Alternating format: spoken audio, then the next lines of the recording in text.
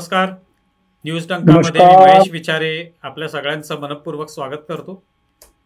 मित्रांनो, न्यूज डंकाच्या वतीने आम्ही हिंदवी स्वराज अभियान ही एक मोहीम म्हणा किंवा चळवळ सुरू केलेली आहे आणि त्या अंतर्गत राष्ट्रीय स्वयंसेवक संघ जो यंदा 100व्या वर्षात पदार्पण करणार आहे, तर त्यानिमित्त राष्ट्रीय स्वयंसेवक संघाची वाटचाल, त्या संदर्भातले वेगवेगळे पैलू हे आपण जाणून घेण्याचा प्रयत्न करतोय आणि त्यासाठी वेगवेगळ्या लोकांशी आपण संवाद साधतोय. आपण यापूर्वी सुद्धा काही मुलाखती पाहिलेल्या आहेत. आज आपला जो विषय आहे तो म्हणजे राष्ट्रीय स्वयंसेवक संघ आणि सरसंघचालक यांचं काय नातं आहे, त्यांचं कसं योगदान आहे, आत्तापर्यंत जे सरसंघचालक राहिलेले आहेत किंवा विद्यमान सरसंघचालक आहेत त्यांचं काय योगदान आहे, आणि त्यांचं कसं नातं असतं, काय नेमकं त्याविषयीचं विवेचन आहे, ते आपण आजच्या या सगळ्या कार्यक्रमाच्या निमित्ताने, आजच्या या मुलाखतीच्या निमित्ताने करायचे. आणि त्यासाठी आपल्यासोबत आहेत ज्येष्ठ प्रचारक रवींद्र भुसारी. त्यांच्याशी आपण आज संवाद साधूया आणि या विषयावर त्यांच्याकडून जास्तीत जास्त माहिती जी आहे किंवा जे आपलं कुतूहल आहे याविषयीचं ते शमवण्याचा प्रयत्न करूया. रवींद्रजी, आपलं खूप खूप स्वागत आहे न्यूज डंकामध्ये. नमस्कार महेशजी, तुम्हाला नमस्कार. न्यूज डंकाच्या सर्व काय म्हणता येईल त्याला दर्शकांना माझा जय श्रीराम. नमस्कार आणि जय श्रीराम. तर माझा पहिला प्रश्न आपल्याला हा आहे की ज्या वेळेला 1925 मध्ये डॉक्टर हेडगेवारांनी राष्ट्रीय स्वयंसेवक संघाची स्थापना केली, त्यानंतर अर्थात ते संस्थापक आहेत, त्यांनी काही वर्ष ह्या सगळ्या एकूण प्रक्रियेला मी मार्गदर्शन केलं, संघाचा जो पाया आहे तो भक्कम केला. त्यानंतर सरसंघचालक या पदाविषयी म्हणजे ते पद जे आहे ते निर्माण झालं. अनेक लोक जे आहेत त्यांनी हे पद जे आहे ते अत्यंत उत्तम त्यांचं नेतृत्व आहे त्याच्या आधारावर त्यांनी हे पद भूषवलेलं आहे. तर पहिल्यांदा हे जाणून घ्यायचे की या पदाची पार्श्वभूमी काय, त्याचा इतिहास काय आहे, ते तुम्ही आम्हाला सांगा. 1925 साली पूजनीय डॉक्टर हेडगेवारांनी संघ सुरू केला. त्यांच्या घरी राहत्या घरी 17 लोकांना बोलवून, त्यांचे मित्र युवक असे बोलवून आणि विजयादशमीच्या शुभमुहूर्तावर संघाचा प्रारंभ केला. पण त्याला असं कुठलंही स्वरूप नव्हतं. तेव्हाचे जे मित्रगण होते, कोणी आखाड्यात जायचे, कोणी इकडे फिरायला, असं वेगळं होतं. पण 1926 साली आज जिथे मोहितेवाडा म्हणून मानल्या जातं त्या ठिकाणी 1926च्या चैत्र महिन्यात आणि संघाची पहिली शाखा सुरू झाली. संघ शाखा मैदानावर संघ हा 26ला सुरू झाला.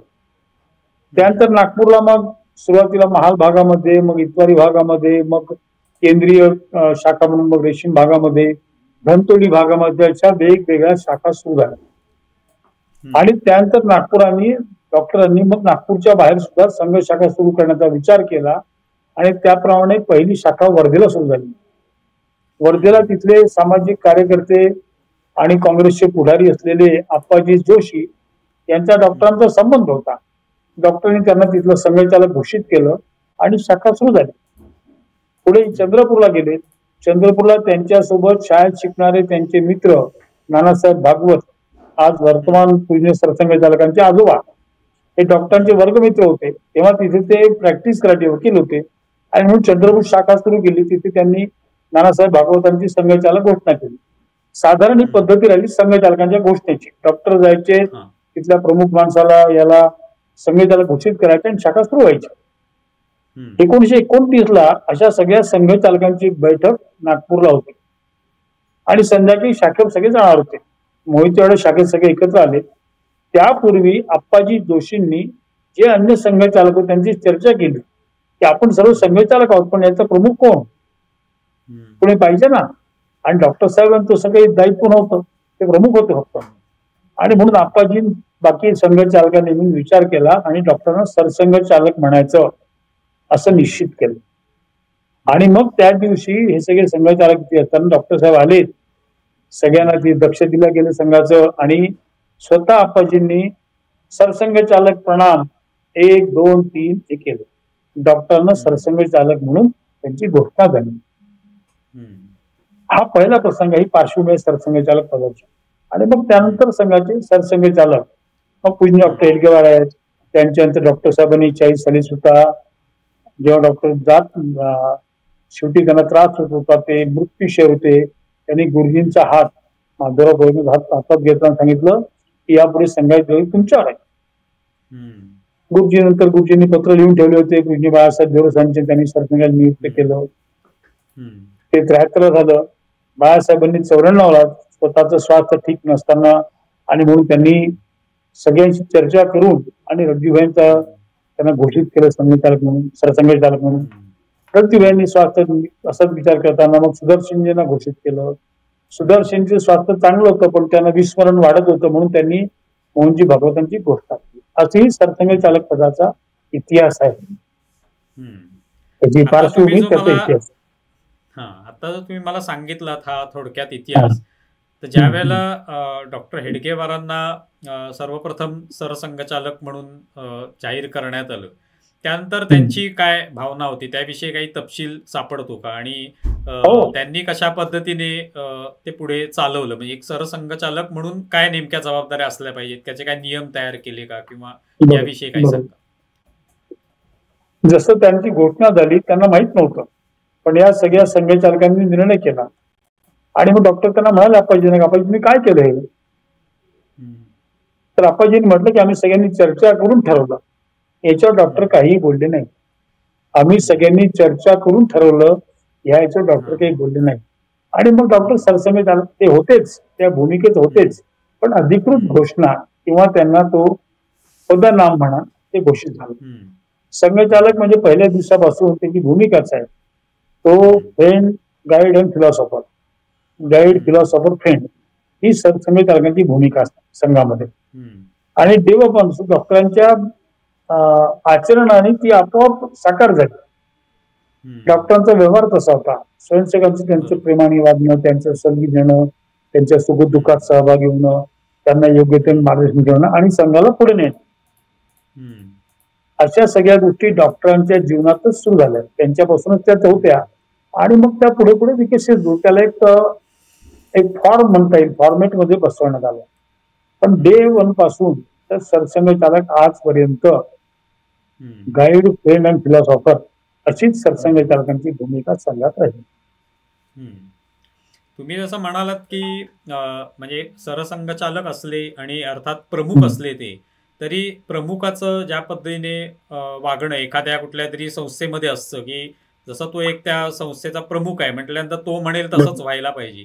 पण तुम्ही एक उल्लेख केलात की ज्या वेळेला सगळ्यांनी मिळून ठरवलं की आम्ही एकमताने ठरवले सरसंघचालक म्हणून तुम्हाला हे पद द्यायचं, तर त्यावेळेला असा जेव्हा प्रमुख आहे तो, ती व्यक्ती जी आहे सरसंघचालक, तर ती सगळ्यांचं म्हणणं ऐकून घेते आणि त्यानंतर त्यावर निर्णय घेते. अशीच ही प्रक्रिया पूर्वीपासून राहिलेली आहे. म्हणजे अगदी अगदी पहिलेपासून ही प्रक्रिया संघात सगळ्या बाबतीत, म्हणजे केवळ सरसंघचालक पदाचा विषय नाही तर संघात सगळ्या बाबतीत. म्हणजे आपण तो पाहत असाल तर डॉक्टर हेडगेवारांच्या राष्ट्रीय स्वयंसेवक संघ नाव दिलं गेलं.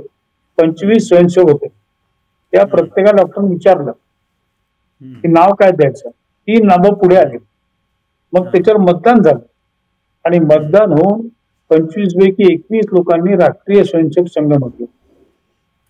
तर त्याच्यामुळे संघाची प्रक्रिया आहे, कुठल्याही गोष्टी असेल त्याची चर्चा करणं, सगळ्यांच्या पुढे विषय ठेवणं आणि त्यातून मग एकमत करणं, असंच. आता तुम्ही पाहिलं असेल तर बाळासाहेब देवसाने असं म्हटलं, जेव्हा त्यांनी रणजीभाईंची नियुक्ती केली तर बाळासाहेब म्हणाले की माझं स्वास्थ्य ठीक नाही, गेले 2-3 वर्ष मी सातत्याने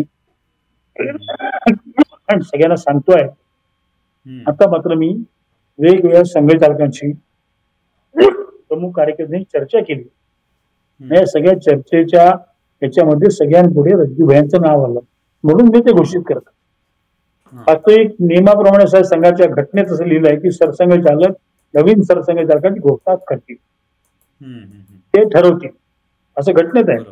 ते सरसंघ किती वेळ राहतील तर त्यांना पाहिजे तितक्या वेळ राहतील आणि नवीन करायचं असेल तर त्याची घोषणा करतील. तर सरकार्यांची निवडणूक असते, सरसंघचालकांची निवडणूक नसते. दर 3 वर्षांनी सरकार्य म्हणजे तत्सम पद आहे सरकार जनरल सेक्रेटरी, त्याची निवडणूक असते दर 3 वर्षांनी. परंतु सरसंघचालकांची निवडणूक नसते. सरसंघचालक नवीन सरसंघचालक घोषित करत असतात. तुम्हाला आठवत असेल तर बाळासाहेबांनी जेव्हा आणीबाणी होती आणि आणीबाणी बाळासाहेब येरवडा जिल्ह्यात होते, तर तेव्हा येरवडा जेलमध्ये त्यांना विचारलं की तुम्ही तर आता आहात, मग संघाचं काम तर सगळं सुरू आहे. ते म्हणाले मी जरी आत असलो तरी 6 सरसंघचालक बाहेर आहेत. 6 सरसंघचालक म्हणजे काय? त्या तोडीच्या व्यक्ती, त्या क्षमतेच्या व्यक्ती, तशा पद्धतीने कार्य करणाऱ्या व्यक्ती, या म्हणजे सामूहिक संघाचं हे नेतृत्व सामूहिक नेतृत्व आहे. कुठल्याही बैठकीत सरसंघ मी सांगतो म्हणून करा असं कधीही कोणाला म्हणत नाही, आजपर्यंत म्हटलं नाही, पुढेही म्हणणार नाही. हा सगळा विचार सामूहिक होतो.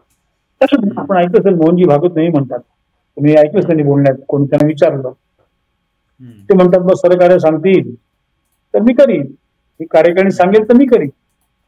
वास्तविक सरसंघ चालकांचा अंतिम शब्द असतो. पण सरसंघ काय म्हणतात ते सगळ्यांनी ठरवलं तर ते मी सांग, हे सगळ्यांचं जे मत असेल ते मी माझ्या मुखाने सांगतो. हीच पद्धती पहिल्यापासून संघात आहे आणि सरसंघ चालक पदाकरता तर आवर्जून ते सगळ्या गोष्टी अशाच असतात.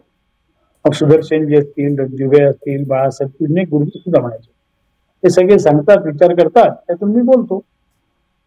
बोलणारा मी एकटा जरी असलो तरी विचार करणारे सगळे असतात. अजून तुमच्या माहिती करता म्हणजे रेकॉर्ड करता सुद्धा सरसंघ चालकांचं विजयादशमी भाषण असतं. हे विजयादशमी भाषण सरसंघ चालक करत असतात, पण त्यापूर्वी ते अनेक लोकांना पाठवतात. एक टेंटिव्ह भाषण, कोणते मुद्दे असावेत, काय असावं, असं एक प्रमुख लोकांना पाठवत असतात. जुन्या काळात बाळासाहेब देवरत मागोवैद्यांना पाठवायचे, सहसरकारांना पाठवायचे, दत्तोबन ठेंगडींना पाठवायचे, शेषाद्रींना पाठवायचे. असं 5-6 लोकांकडून ते भाषण मग आणि ते मंचावर बोलायचं.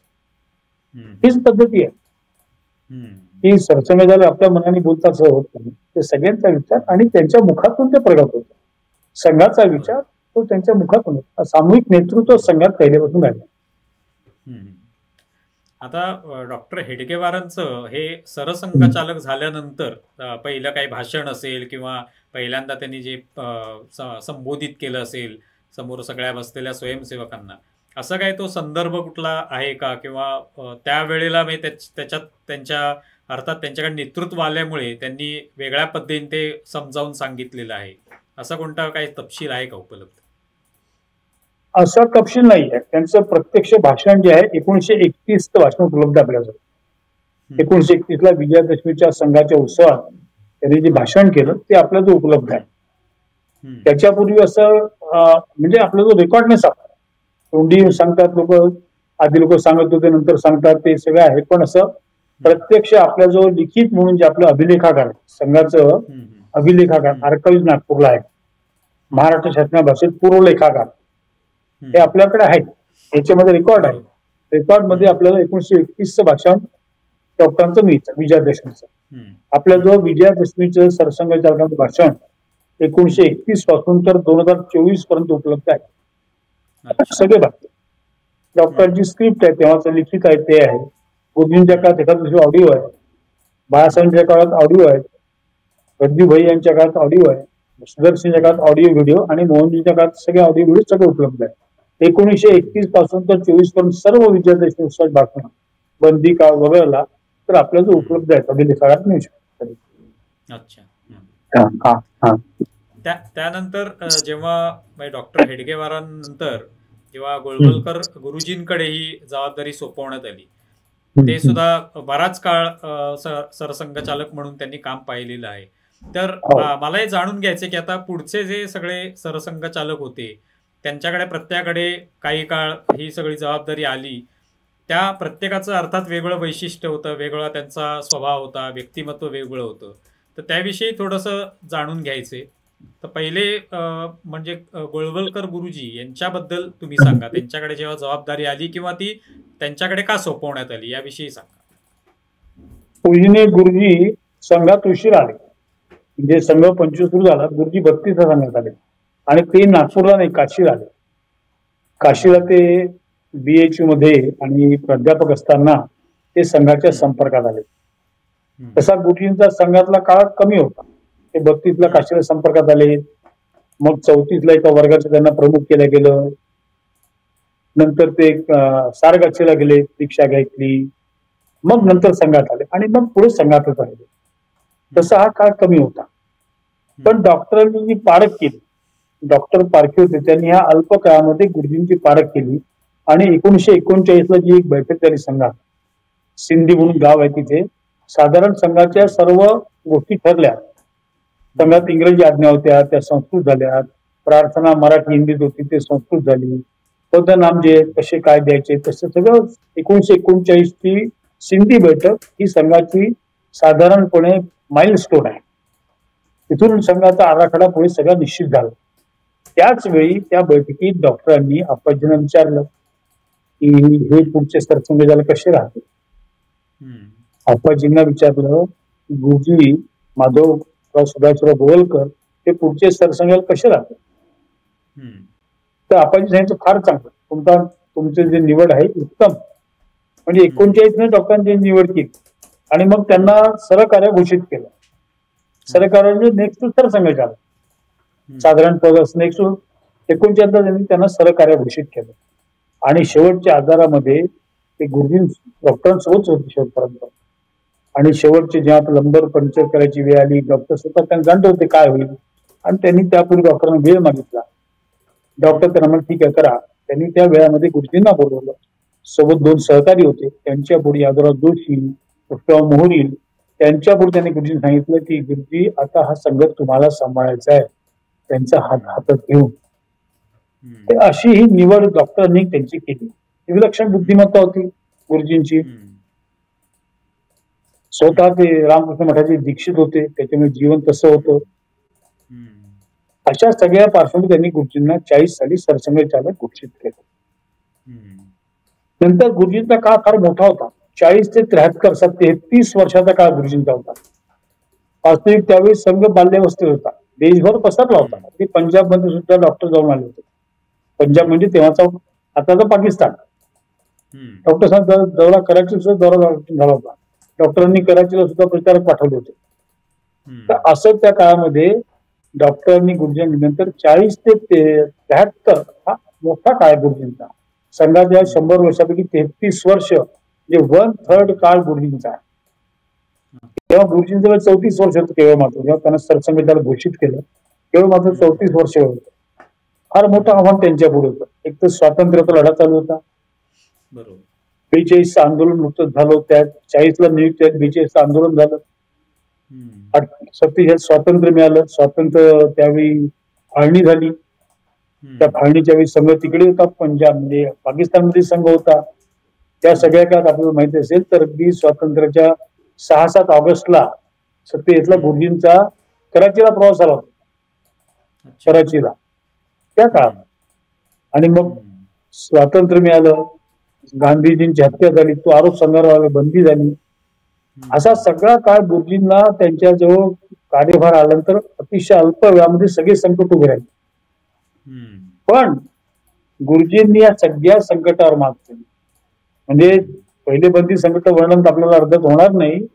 पहिली बंदी 48 होती महात्मा गांधींच्या. गुरुजी एकटं ठेवलं होतं शिवनी जेलमध्ये. त्यांना कैद्यांना भेट देत नव्हते, कोणाला भेट देत नव्हते. गुरुजी एकटे जेलमध्ये होते, एकटे. आणि चुना अडगायचा. इकडे नेहरूजी, त्यांचं सारं मंत्रिमंडळ, त्यांचं शासन, त्यांची मनोवृत्ती, या सगळ्याच्या विरुद्ध गुरुजी एकट्याने लढले. संघाचे हजारो संचक जेलमध्ये डांबल्या गेले. कोणाला कोणाची भेट द्यायची अनुभूती नव्हती. या सगळ्या संघर्ष काळामध्ये गुरुजींनी अत्यंत धैर्याने या सगळ्या संकटावर मात केली आणि यातून तावून सलाखून संघ बाहेर पडला.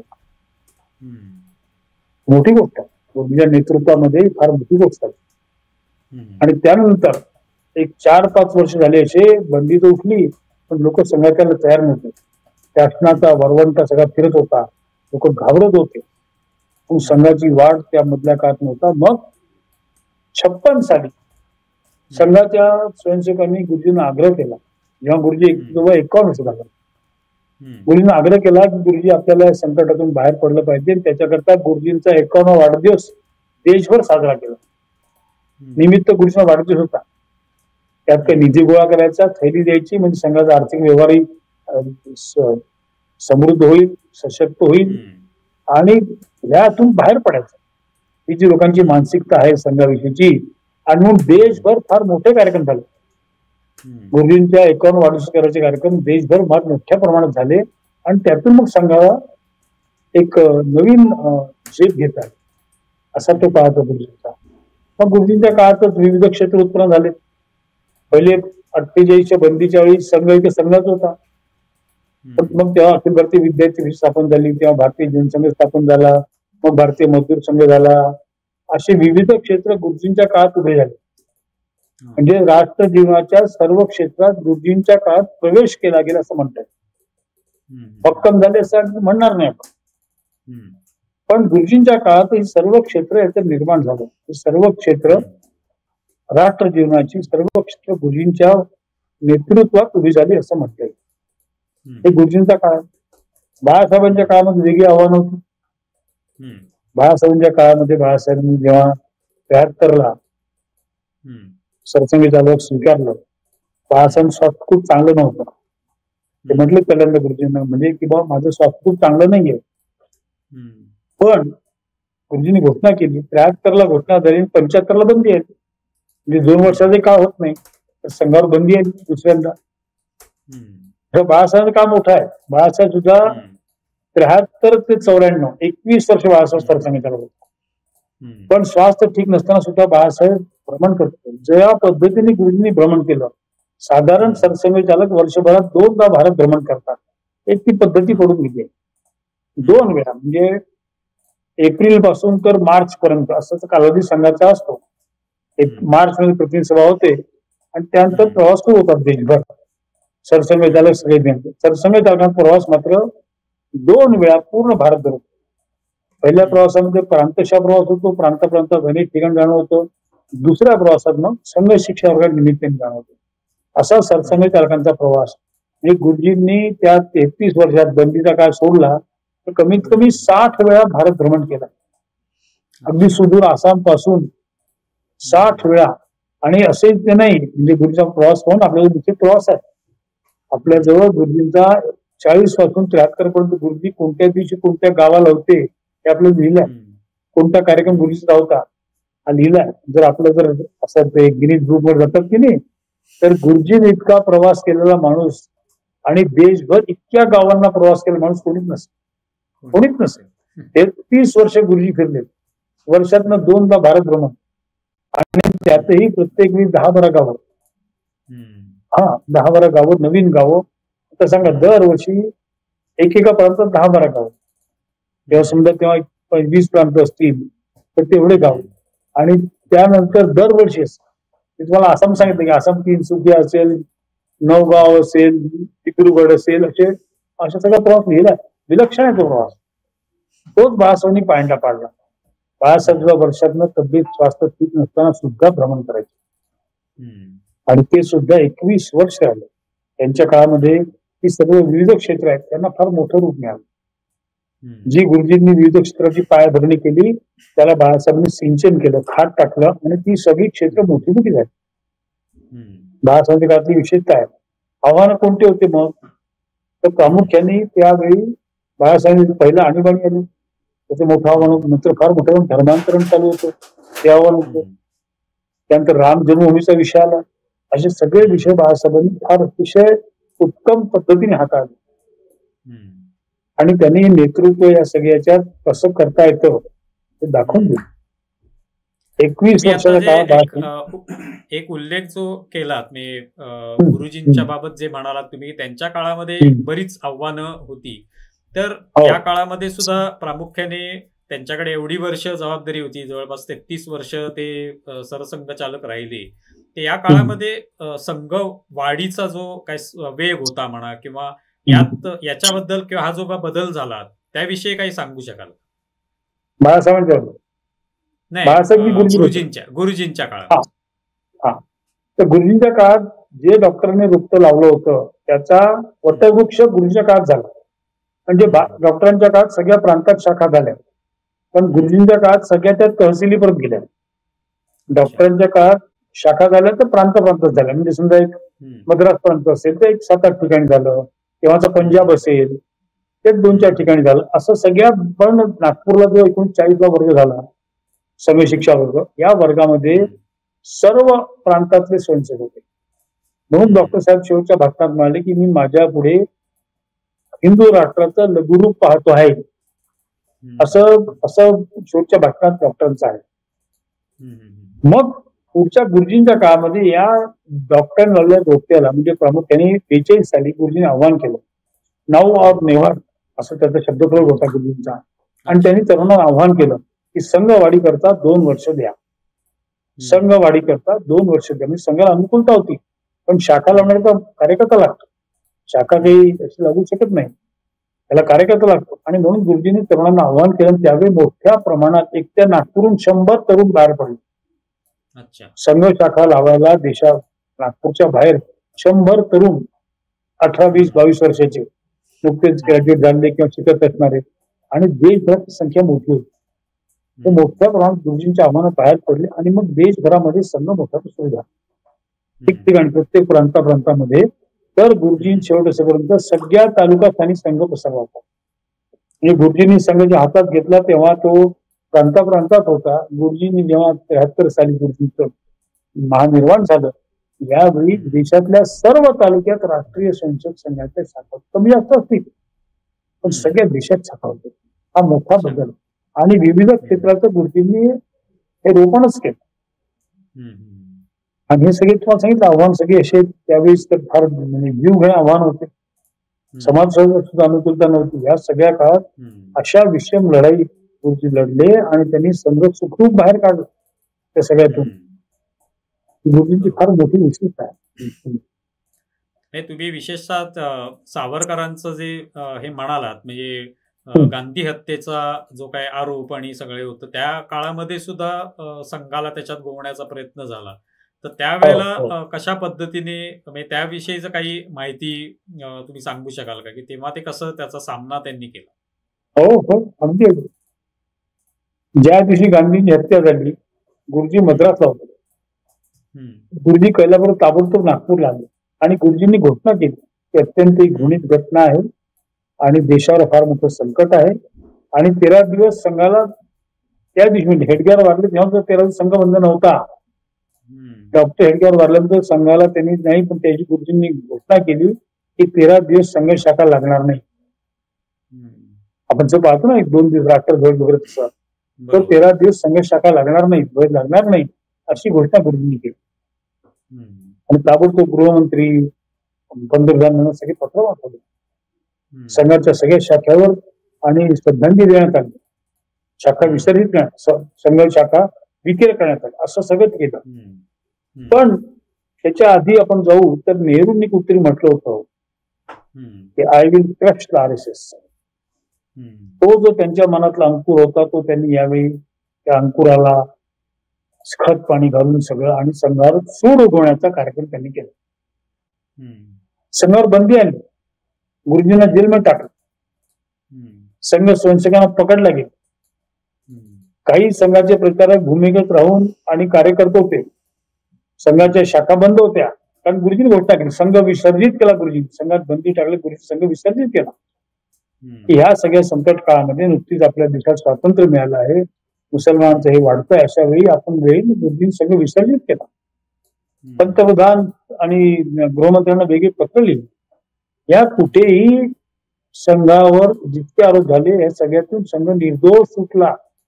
वल्लभभाई पटेल म्हणायचे मला माहित आहे, पण मी मंत्रिमंडळ एकटा नाहीये, एकटा मी नाही, मंत्रिमंडळ अनेक लोक आहेत. त्यांना चर्चा झाल्या सरदार वल्लभभाई पटेल यांची. त्यांनी शेवटी संघाला ऑप्शन असं दिलं पटेलांनी की हा काँग्रेसमध्ये का विलीन करत नाही, संघ काँग्रेसमध्ये का विलीन करत नाही, असं त्यांनी एक नेहरूच्या द्वारे त्यांनी हा प्रयोग केला. त्या गोष्टीसाठी संघ राजकारणात येणार नाही, संघ कधी राजकारण नव्हता. हा, तुम्ही जे जे काम राष्ट्रीय काम करा त्यात संघ तुमच्या पाठीशी आहे, संघ तुमच्या जवळ आहे, संघ तुमच्या सोबत आहे. हे सगळं असताना भीषण लढाई काँग्रेसने संघाला नेस्तनाबूत करायचं, त्याकरता सगळे प्रयत्न केलेत. म्हणजे अनन्वित अत्याचार केले, वर्णन नाही करतायत. महेशजी अंगावर काटावर, तुम्ही विचार माझ्या अंगावर काटावर भरा, हा भयानक आहे. त्याच्या घटना विलक्षण. पण ह्या सगळ्याच्या संघ दमदार उभा राहिला, याचं कारण गुरुजींचं नेतृत्व. बाळासाहेब देरस असतील, माधवराव मोळे असतील, भैय्या दाणी असतील, हे सगळे काम भूमिगत होते, काम करत होते, संपर्क राखून होते सगळ्यांशी. आणि मग सत्याग्रह झाला, मोठा सत्याग्रह केला गेला. त्याच्या विरोधात जे बंदी उठत नाही पाहिलं, सत्याग्रह केला गेला. देशभर सत्याग्रह, लाखो स्वयंसेवकांना सत्याग्रह त्यांनी भाग घेतला, त्यांना जेलमध्ये टांगलं. ही सगळी लढाई सुरू होती. अनेक संसार उद्ध्वस्त झाले. या सगळ्या लढाईमध्ये गुरुजींनी सगळ्या अतिशय शांतपणे स्वयंसेवकांचा कुठलाही उद्रेक न होऊ देता, लोकशाही आपल्या देशात आहे त्या मार्गाने आपण लढूया आणि सत्याग्रहाचा मार्ग अवलंबला. या सगळ्याचा परिणाम झाला की संघावरची बंदी उठली. याचं फार मोठं कारण पूज्य गुरुजींची नीती, गुरुजींचा व्यवहार, गुरुजींचा पत्रव्यवहार हा तो विलक्षण पत्रव्यवहार आहे. सरदार वल्लभभाई पटेल देशाचे प्रधानमंत्री यांना गुरुजींनी लिहिले पत्र अभ्यासाचा विषय आहे. तर हे सगळं फार मोठं त्याला गुरुजींचं नेतृत्व या सगळ्याचं कारण आहे. तारून नेणारं ठरलं ते. हा, तारून. आता तुम्ही बाळासाहेब देवरसांच्या संदर्भात बोलत होता, त्याविषयी सांगा. बाळासाहेब सुद्धा त्यांचं स्वास्थ्य चांगलं असताना, पण बाळासाहेब अशी व्यक्ती होती की ज्यांचं आयुष्य संगमयच होतं.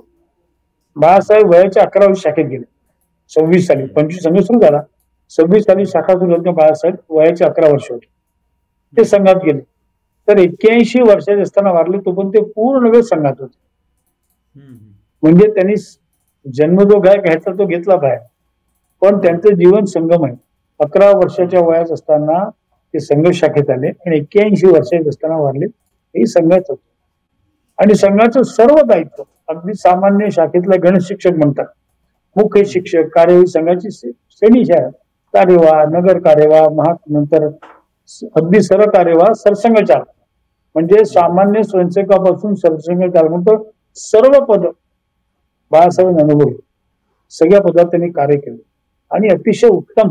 पहिल्या दिवसातून बाळासाहेब लोक सांगतात, त्यांच्या बरोबरचे मित्र होते, वयाने बरोबरचे होते, पण ते सुद्धा त्यांना बाळासाहेब म्हणायचे. आणि डॉक्टरांचा अतिशय लाडका स्वयंसेवक अशी त्यांची मान्यता होती. म्हणजे पूजनीय गुरुजी एकदा सरळ म्हणाले, गुरुजी चालले होते कार्यक्रमाकरता, तेव्हा काही नागपुरात कार नव्हतं, टांग्याने चालले होते. बाळासाहेब पायी चालले होते. तर टांग्यात जो स्वयंसेवक बसला होता त्यांना गुरुजी म्हणाले की अरे, असली सरसंघ चालक पायी चालले आहेत आणि नकली सरसंघ चालक टांग्यात बसले आहेत. फक्त बाळासाहेब विषयी सगळ्या स्वयंसेवकांना भाव होता. एका पुण्याच्या बौद्धिक वर्गामध्ये गुरुजींनी सांगितलं की आज बौद्धिक वर्ग होणार नाही. ज्यांनी डॉक्टरांना नाही पाहिलं, त्यांनी हेडगेवारांना नाही पाहिलं, त्यांना पाहण्याची संधी आहे. बाळासाहेब देवरस म्हणजे डॉक्टरांची प्रतिकृती आहे, प्रतिमूर्ती आहे.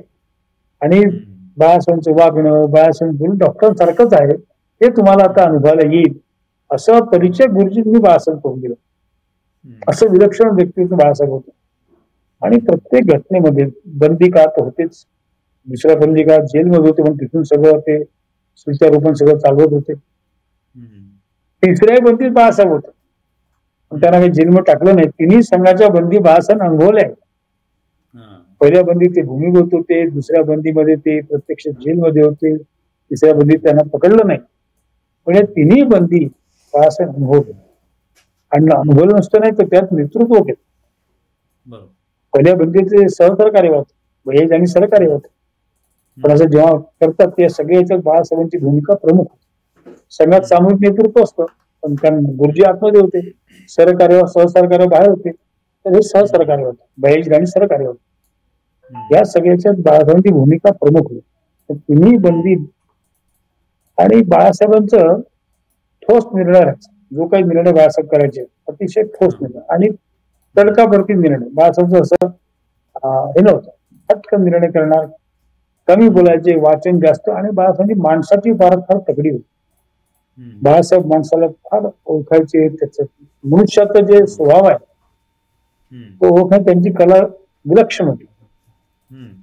आणि या सगळ्या काळामध्ये हे सगळं आंदोलन सगळे ह्याच्यातून त्यांच्याच उपस्थितीमध्ये ते असतानाच आणि अटलजी देशाचे पंतप्रधान झाले, एक स्वयंसेवक देशाचा पंतप्रधान झाला, हे त्यांनी पाहिलं.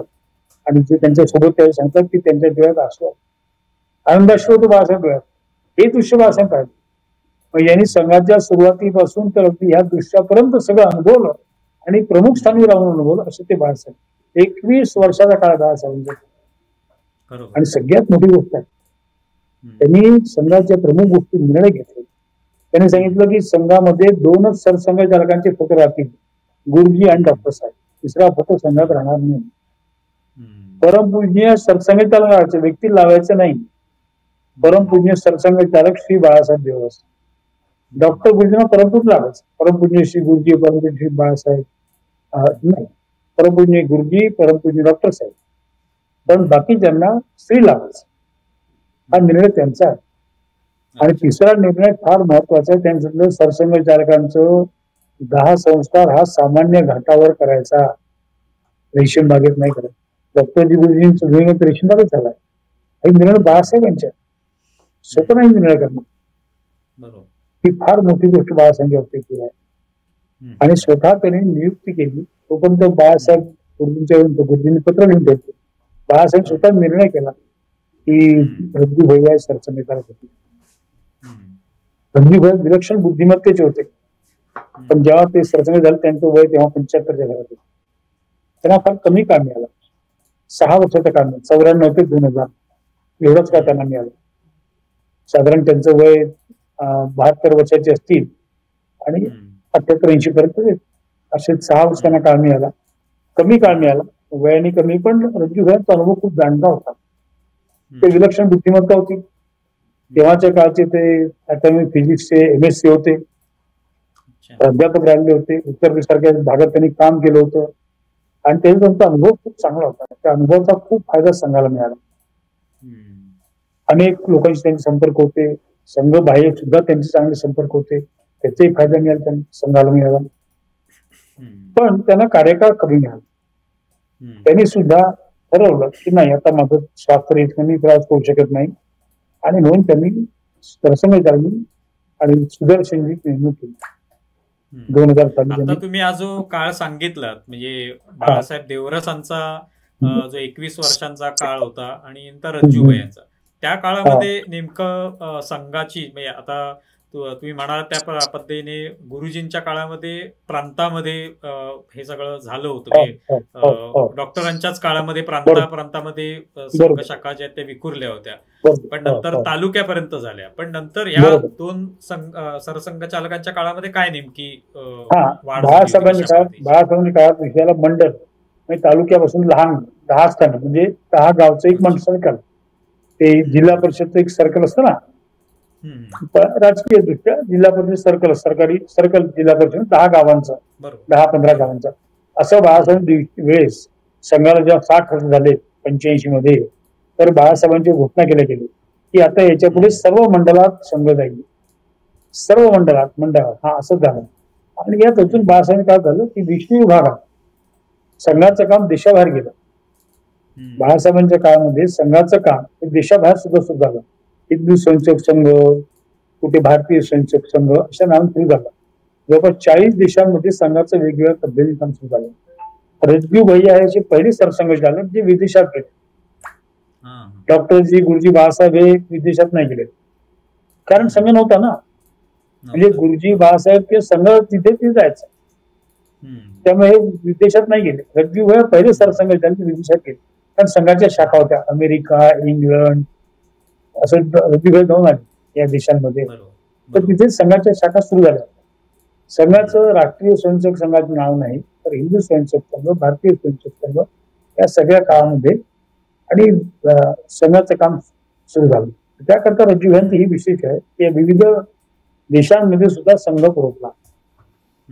आणि आता तर पुढच्या सुदर्शनच्या काळामध्ये तर 40-45 देशात शाखा, 90-95 देशामध्ये संघाचं वेगळ्या पद्धतीने काम, शाखा नाही. आणि जगाच्या पाठीवर जिथे हिंदू आहे त्याच्याजवळ संघ संदेश नावाचं इंग्रजीत एक बर्मिंगहॅमहून पत्रक मासिक निघतं, त्रैमासिक, संघ संदेश. एक जगाच्या पाठीवर जिथे हिंदू तिथे पोहोचतो. म्हणजे संघ विचार हा सुदर्शन काळामध्ये जगव्याप्त झाला असं आपल्याला म्हणता येईल. एक पाच सुदर्शन काळात काय म्हणता येईल तर संघ हा जगव्याप्त झाला, संघ विचार जगव्याप्त झाला असं म्हणता येईल. आणि आज तर आपण पाहतो महाकुंभाचं दर्शन.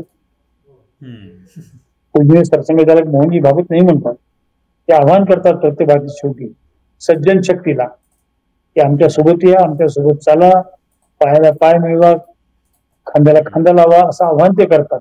आणि ते आपण त्याचं रूप पाहतोय आज की महाकुंभ 66 कोटी लोक दर्शनाकरता आले, हे त्याचंच रूप आहे.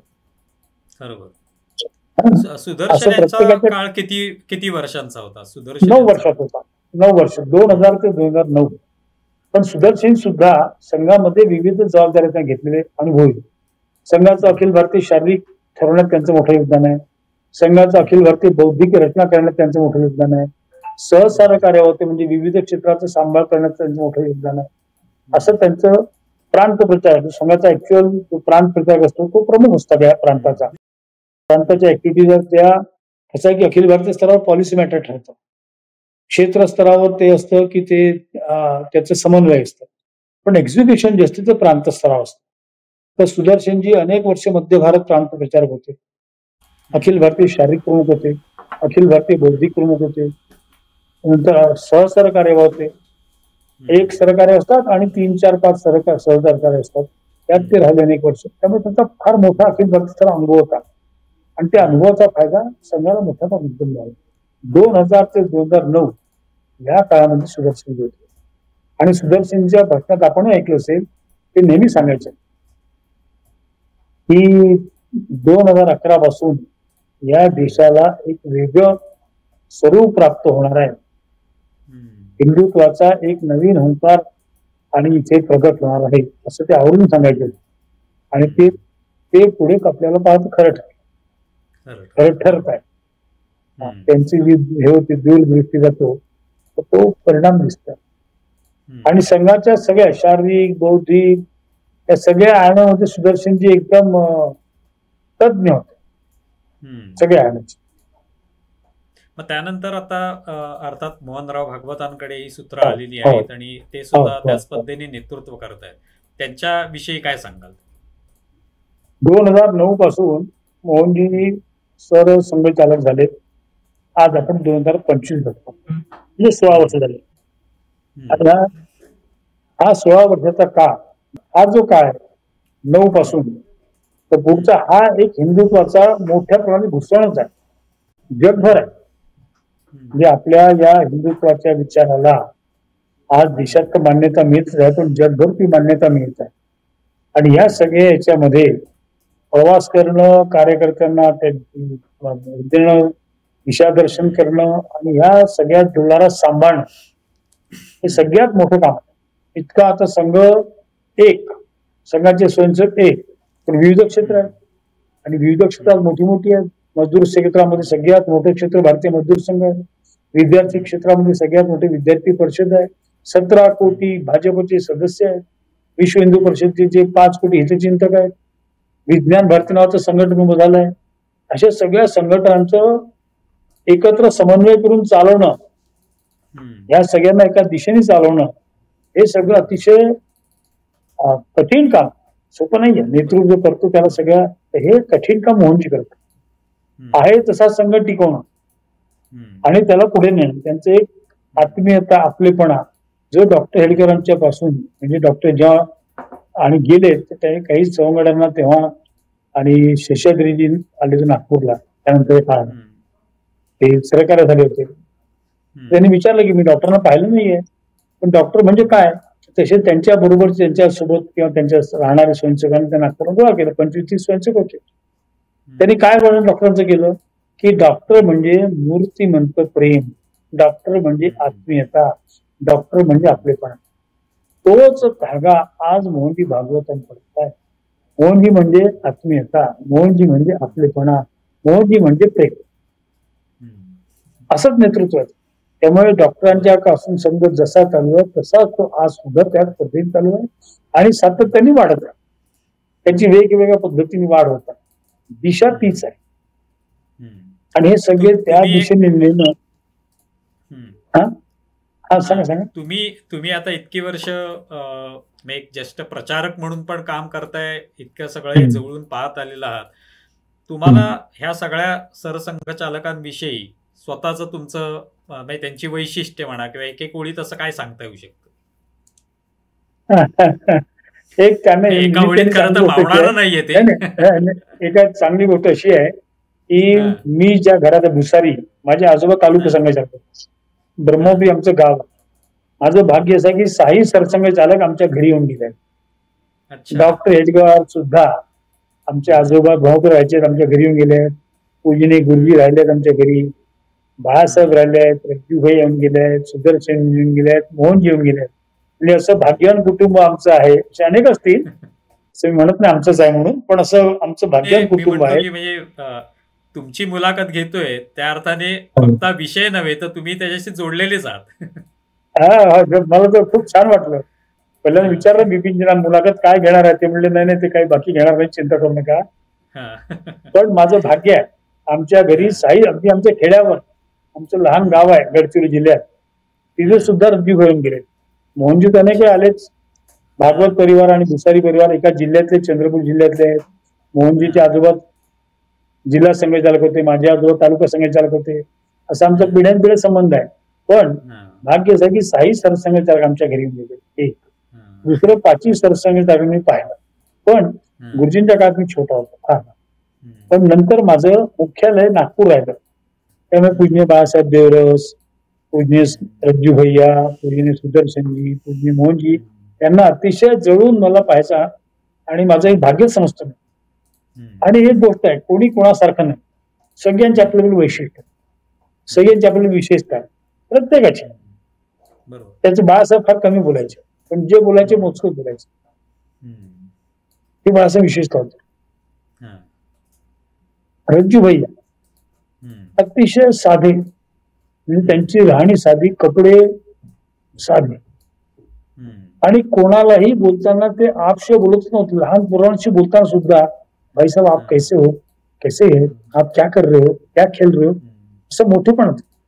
इतकी मोठी व्यक्ती होती ती, पण मी त्यांना कधीही असं तू काय करतो रे, तू क्या कर रहा है, हे कर ते कर नाही. तर ही म्हणजे प्रत्येक तुम्ही एका म्हटलं ना की त्यांची सुदर्शनचं विलक्षण बुद्धिमत्ता. मी तर असा इतका बुद्धिमान माणूस पाहिलाच नाही.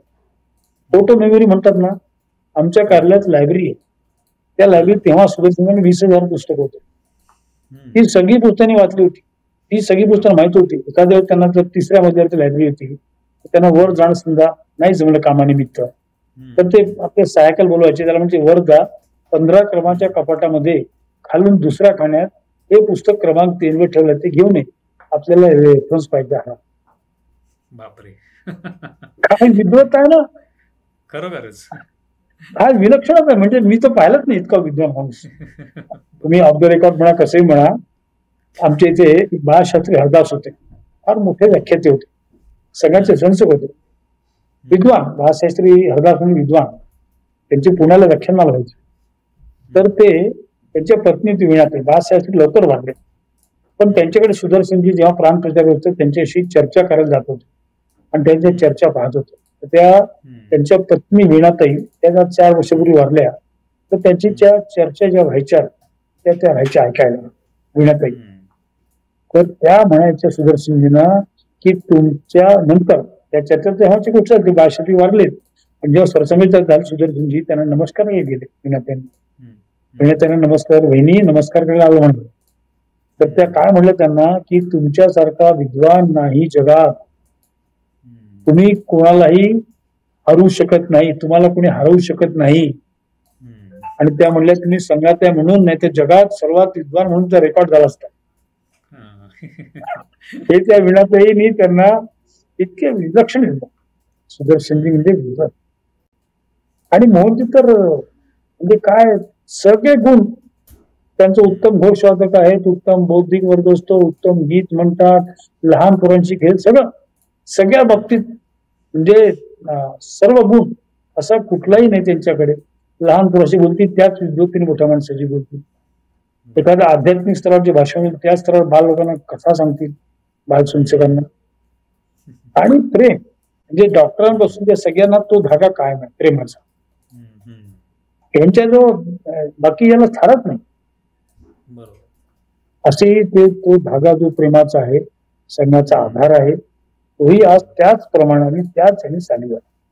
आणि सरसंघचालक सगळ्याच मूर्तिमंत उदाहरण त्यांच्याकडे पाहून सगळं संघ चालतो, सगळे संसद त्यांच्याकडे पाहतात आणि त्याच संघ चालत असतो. मी या निमित्ताने एक शेवटचा प्रश्न तुम्हाला विचारतो, तो म्हणजे एवढ्या मोठ्या सगळी व्यक्तिमत्व जे तेवढ्या मोठ्या पदावर होती त्यांची तुम्ही वैशिष्ट्य सांगितलीत, म्हणजे ज्या पद्धतीने त्यांचे स्वभाव, त्यांची विद्वत्ता याविषयी तुम्ही सांगितलं. अर्थातच या सगळ्या काळामध्ये प्रत्येक वेळेला आव्हानं आली आणि प्रामुख्याने संघाला कुठेतरी दाबण्याचा, कुठेतरी संपवण्याचा प्रयत्न झाला, टीका झाली असेल प्रचंड. या विशेषतः टीकेचा जर मुद्दा घेतला तर त्यावेळेला त्याचा सामना जो आहे तो त्यांनी कशा पद्धतीने केला? कुठेही अर्थात त्यांच्या बोलण्यामधून कधी असा उद्वेग दिसत नाही किंवा राग दिसत नाही, कधीच नाही. कोणत्याच सरसंघचालकांच्या बोलण्यात उद्वेग नाही, राग नाही, कायम बोलणं सकारात्मक. कुठेही निगेटिव्ह कोणाचं, कारण निगेटिव्ह मधून काही सकारात्मक होऊ शकत नाही पक्का. आणि सगळ्यांच्या ह्याच्यातून सकारात्मक म्हणजे पूज्य बाळासाहेब देवरसांची जेलमध्ये सगळ्या स्वयंसेवकांचे हाल झाले, अनेक स्वयंसेवक जेलमध्ये वारले बंदी काळात. पण बाळासाहेब बाहेरून काय म्हटलं? बाळासाहेब जेव्हा पहिलं भाषण झालं बाळासाहेबांचं, फॉरगेट अँड फॉरगिव्ह, ते आपण एक आहोत. जेव्हा गुरुजी, आता हाच धागा कसा असतो बा, गुरुजींच्या वेळी गुरुजी काय म्हटलं? आपली जीभ आणि आपलेच दात, त्या दाताखाली जीभ आणि दात तोडतो का कोणी? हा स्वभाव समाजा विषय, हा समाज माझा आहे, ठीक आहे, कमी जास्त असतील, टीका करत असतील, पण आमचेच बांधव आहेत आणि आपला अनुभवच आहे संघाचा. हे सगळे बांधव यांच्याशी आपण आत्मीयतेने, यांच्याशी आपण सर्वजयतेने, यांच्याशी आपण बंधुभावाने वागलो, त्याचा परिणाम आहे. अशी किती उदाहरण आहेत. हो, एक उदाहरण सांगतो मला, गो बोकरे, नोट करण्याचं उदाहरण आहे. MG बोकरे हे कम्युनिस्ट कार्ड होल्डर होते, ते कम्युनिस्ट पॉलिट ब्युरोचे मेंबर होते. ते पुढे संघाचे स्वयंसेवक झाले, संघाचा गणवेश केला आणि हिंदू इकॉनॉमिक्स नावाचं त्यांनी फार मोठं जागतिक कीर्तीचं, जागतिक वेळेचं पुस्तक लिहिलं, हिंदू इकॉनॉमिक्स. येणार कोण आहे? MG बोकरे. कोण होते? कम्युनिस्ट होते. संघाने कधी त्यांची दुजाभाव केला नाही, संघाने त्यांचे कधी त्यांच्या टीका टिप्पणीवर काही आपलं मत दिलं नाही किंवा सांगितलं नाही. त्यांच्याशी सहृदय व्यवहार केला, प्रेमाचा व्यवहार केला. दत्तोपंत ठेकेट त्यांच्या कायम संपर्कात होते. ते संघाला म्हणायचे, सगळी टीका, सगळ्या जे कम्युनिस्ट टीकाकार सगळे ते करायचे, नागपूरचे होते. पण तेच मग बोकरे संघाने त्यांच्याशी व्यवहार केला. त्यांनी सांगितलं की माझ्या या हिंदू अर्थशास्त्राचं विमोचन बाळासाहेब देवरसांच्या हस्तेच होईल, सरसंघचालकांच्या हस्तेच होईल. आणि खोलीमध्ये चांगलं होतं, खोलीमध्ये 4 भिंतीच्या आत एवढ्या मोठ्या या जागतिक कीर्तीच्या ग्रंथाचं विमोचन सरसंघचालक बाळासाहेब देवरसांचे. तर हे परिवर्तन संघाने पाहिलंय. आता अनेक लोक पाहिलं पण संघाच्या विरोधात होते, शिवाय आज सगळे संगमय झाले. हा समाज संगमय करायचा आम्हाला, हा काही शिव्याछापदून होईल का? हा प्रेमानेच होईल. आणि आपल्या कार्याचा आधार प्रेम आहे, संघाच्या कार्याचा आधारच प्रेम आहे. आणि सरसंघचालक प्रेम मूर्ती सगळ्यात, ते आपोआप संस्थेला उतरत होते. सरसंघचालकांचं त्यांच्या सहवासात राहून, त्यांच्या सोबत राहून, त्यांचे उदाहरणावरून आपोआप घडतं आणि म्हणून स्वयंसेवकात तो भाव येतो. आणि म्हणून टीका टिप्पणीला विरोध, त्याला काही गरज नाही त्याची. आपल्याला या समाजाला जिंकायचं आहे. सरसंघचालक म्हणून आपण दत्तोपंत ठेकेट उदाहरण तुम्हाला सांगतो. दत्तोपंत म्हणायचे, संघाने कोणालाही भाषण देऊन जिंकलं नाही, संघाने लोकांना त्यांचं भाषण ऐकून जिंकले. संघाने भाषण दिलं माणसाने जिंकलं असं नाही केलं, संघाने त्याचं भाषण ऐकून त्याला संघाने जिंकलं. हा संघ आहे. त्याच्यामुळे कोणा टीका टिप्पणीचा, रोषचा, त्याच्यावर काही कधी तुम्ही ऐका ना, कधी सरसंघ बोलले कुठेच नाही आठवत, एवढं इतिहासात नाही, कुठे साहित्यात नाही. खूप खूप धन्यवाद. म्हणजे तुम्ही ज्या पद्धतीने हे सगळं सांगितलं, निश्चितपणे म्हणजे मी स्वतः काय याचा अभ्यासक नाही, पण जेव्हा ऐकलं तेव्हा माझंही जे काही मनामध्ये कुतूहल होतं ते शमलेलं आहे या निमित्ताने. पण धन्यवाद, तुम्ही हा सगळा विषय जो आहे तो अत्यंत सविस्तरपणे समजावून सांगितलात आम्हाला. खूप खूप धन्यवाद. महेशजी, तुमचं आणि न्यूज डंकाचं सगळ्यांचं खूप खूप आभार.